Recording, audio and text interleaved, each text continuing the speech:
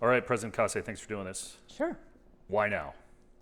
Well, it's the end of my second 5-year term.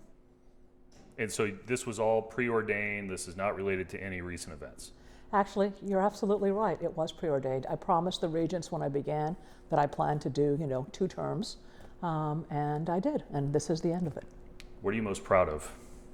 Oh gosh, I think that what I'm most proud of is really building a good team. We have amazing people in terms of our provost, in terms of our deans, our vice presidents, our vice provost. We have a really good team here, and I feel very comfortable with the fact that they will stay on. And I've also seen that you're proud of the Allen School in particular is something that you've been happy with how it's developed and how it's brought in students. The Allen School is absolutely terrific, and it's a wonderful example of the ways in which we and the community work together because, part of what makes the Allen School is the wonderful businesses that we have around here that have been supporting it, obviously, Microsoft, but also Amazon, and the great tech culture that we have here. You've got another year still to come, but yes. when people start talking about retirement, they talk about things they're proud of, things that they wish could have gone differently. What do you wish could have gone differently? Well, I will take some time and think about that. Right now, the last few weeks have been, go, go, go. I do believe in reflection, but I haven't done it yet.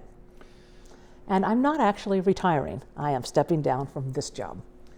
Thank you for the clarification, and I'll ask you about that as well. Obviously, there's been a lot of attention in the last month or so about what happened in the quad. You know this, Cliff Mass is a professor here. He wrote a whole piece that he believed it was a moral, ethical, and legal failure on your part. As you sit here today, do you regret at all how that was handled?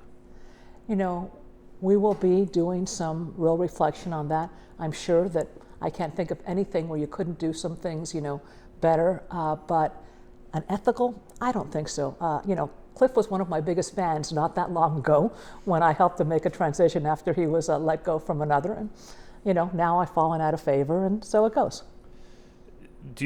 How do you respond to the concerns that were addressed at that point, though, particularly amongst Jewish students, that they were afraid to walk on this campus, afraid to go to this campus, afraid to go to this campus in the future, no matter how that was resolved? Well, I do think that there are some real issues with the rise of anti-Semitism. We are seeing an incredible increase in anti-Semitism in this country, and it's not just on college campuses, it is around this country. And I do think that we have a responsibility to address that, as we have a responsibility to address the rise in Islamophobia that we're seeing. And we will be working on those issues in the coming year, but part of the decision to really try and end the encampment was that we wanted to be able to come to the end of the year, have our students be able to take their finals week, have their graduations in a more peaceful situation. Was it all about having a peaceful commencement ceremony? No, not that. This was a few weeks before commencement, but absolutely, there's no question that we were wanting to get the university back to a more normal situation. From where you sit, was anything actually resolved, though? Well, certainly, despite some people's views, the university doesn't have the capacity to end what's a horrific situation in the Middle East, no question. And so in that sense, nothing was resolved. It's not like any agreement that we make was going to have a major impact on what's happening in Gaza. But the idea that the university would sever its ties with Boeing, I believe you were quoted somewhere as saying that was a non-starter. Why is that a non-starter? I am not saying that we would never sever our relationship with anybody, but the idea that we would sever our relationship with Boeing because it was selling arms to Israel, which is something that, quite frankly, is decided on by the U.S. government. If you look at where Boeing sells arms, it's largely to the U.S. and to Western European countries. And that is decided on by the government, not by Boeing. Another thing that's a big deal that's also been in the news quite a bit lately is this move of the University of Washington to the Big Ten. As you said, you're not retiring. You're still going to be here for another year, and then you're going to be here beyond that in another capacity. So you will be shepherding the Huskies into that first Yes. season in the Big Ten. Absolutely. Do you have any concerns with that move as we sit here today? Well, I mean, right now, the state of college sports is very, very dynamic, and there are lots of questions and issues.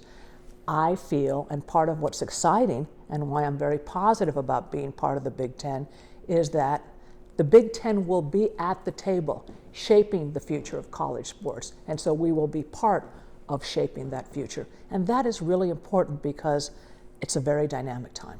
How much of this was driven by Regents, boosters, Huskies fans, and how much of this was driven by the TV networks? I think that all of this will be. I think the future we will be able to come back and get a better sense of who was involved in what. Hard to say. Christian Capel, a name that I think you know, who writes for On Montlake now, Yes. has written for The Athletic and other outlets. He wrote a piece this week, and I just want to quote him because I'm talking about numbers. Yeah. Said that he's talking about the athletic department. While the department projects record revenue and a relatively modest operating deficit of a little more than $2 million in the 2025 fiscal year ending June 30th, capital expenditures related to joining the Big Ten, plus the annual debt service payment on the loans that funded the renovation of Husky Stadium and Husky Ballpark, necessitate external and campus assistance, meaning that the athletic department is going to have to go to your office, go to the Regents, and ask for money to help get them out of this situation. Is that good governance? Is that good economic stewardship? We have been one of the very few universities that really have been very self-sufficient in terms of athletics. The problems we're in now went actually well before me and actually before the previous president. The biggest issue is the stadium debt and the renovation of the stadium, and that is the biggest driver. And then also our losses during COVID. What happened is that during COVID we had losses and we went through all our reserves to cover them. So now we're entering this situation without any reserves. But the really good part is we're not talking a bridge to nowhere. We know exactly how our revenues are going to boost up so that what we're doing is bridging. So what you just said there, the debt on Husky Stadium, is that what drove this decision to go to the Big Ten because of the potential for revenue down the road? You're only getting a half share out of the gate. A lot of things went into that decision. Clearly, revenue was part of it. There's no question about that. But so was viewership, which was something that streaming versus having network coverage, that was part of it. And the other part of it was relevancy. Again, being at the table to shape the future of college football and college sports in general. Sorry to jump on you there. So as you sit here today, was this the better move than staying with the Pac-12 and staying with those member schools? Given the deal that we had on the table, absolutely. I asked you at the introduction for Pat Shunn, again, a guy coming from Washington State to the University of Washington, about your relationship with President Schultz, who's going through a very similar story now in terms of retirement, also the transition to a new league. Have you talked to him in the last few months? What's that relationship look like with Washington State? Because you talked about repairing that. Yeah, we continue to talk. As a matter of fact, I got a text from him this morning, giving me a little bit of advice on how to handle all the questions that I was going to be getting. So yeah, we talk regularly. In terms of repairing that relationship, whether it's you or somebody else after 2025, what is that going to take? Because I think there's a lot of people who are affiliated with that university who feel like they're getting left behind. I've talked to people affiliated with this university who aren't thrilled about the idea of not playing Washington State on a regular basis. But we are playing Washington State on a regular basis, and we will be very soon, just a few months from now. It's interesting because when I started this position, the relationship between us and WSU was particularly bad because they abandoned our partnership in the medical school and decided to go their own way, which was very hurtful. And we had to repair things by starting a partnership with Gonzaga, et cetera. And we did repair things, I have no doubt. It makes sense for us and WSU to work together collaboratively. It's already happening, and it will continue and build. And you mentioned this off the top, and this is how we're going to close things out, is that you're not leaving the university, you're leaving the capacity as president, but you're going to continue to teach. What does that mean? What does that look like? Well, that's something that we're going to figure out. I have been here for 38 years.